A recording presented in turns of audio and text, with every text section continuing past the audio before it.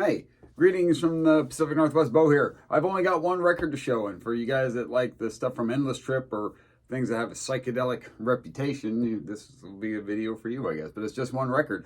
So a lot of people know the job I work in December requires a whole heck of a lot of overtime. So I decided to reward myself. There was an album from back when I was pursuing the albums from the book Endless Trip that I always wanted. I found a lot of interesting stuff over the years, at record shows. I mean, stuff that I never thought I'd find, the Parable of Arable by the Red Crayola. A lot of the stuff it's moved on out of my collection.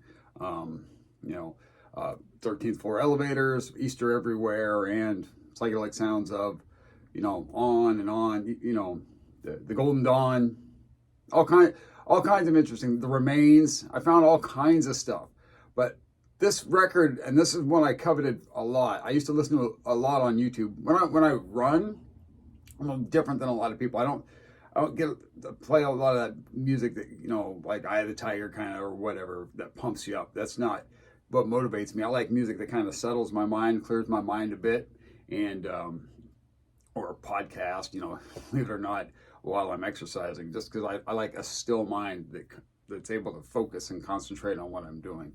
Anyhow, so one that I used to listen to a lot was this, and this is The Gentle Soul, and this came out on Epic. It was produced by, I gotta throw some glasses on here, folks. It was produced by Terry Milcher. The artists are Pam Pollard and Rick Stanley. They came from the Laurel Canyon scene. They were signed in 1966. This was a demo copy, the vinyl. And you can see it was on the Epic label, So it's on a big label. They were signed in 66, but it didn't come out until 68. So there's a lot of hype about this back then, about this group when it came out, and that it took so long for it to see the light of day.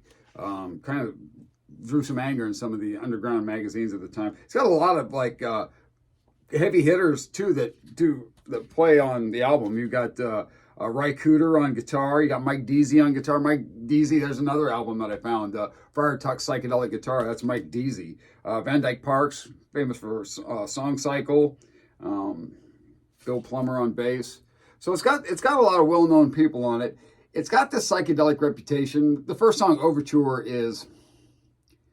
it's an instrumental. Probably the closest thing to a true psychedelic song is the song Reelin', which is on side 2. This has got some, water damage. Generally, I never saw this at record shows, but I ended up buying this off of Discogs. But every time I looked for it on Discogs, it was $200, $300, $400, $500 for this album. I just didn't want to spend that much, but I found this is a fairly decent copy. I mean, despite the water damage. The vinyl's really clean. Was way less than any of that, and so I decided to reward myself, and I picked this up. This is one that I'd wanted for a long time. This is a one-off. It's, like I said, some people call it Baroque pop, some people call it psychedelic folk. It's really neither. It's just they get compared a lot to Richard and Mimi Farina, who had a lot of folk albums in the earlier mid part of the 60s. It's a one-off for them. They broke up after this. They went solo. I don't know that either one ever did really that much, to be honest with you. But if somebody knows that they did more than that, they can let me know. But anyhow, that's it. This was a long-time want, and I went out and got it. I just thought I'd show it. And thanks. We'll see you guys next time. Bye.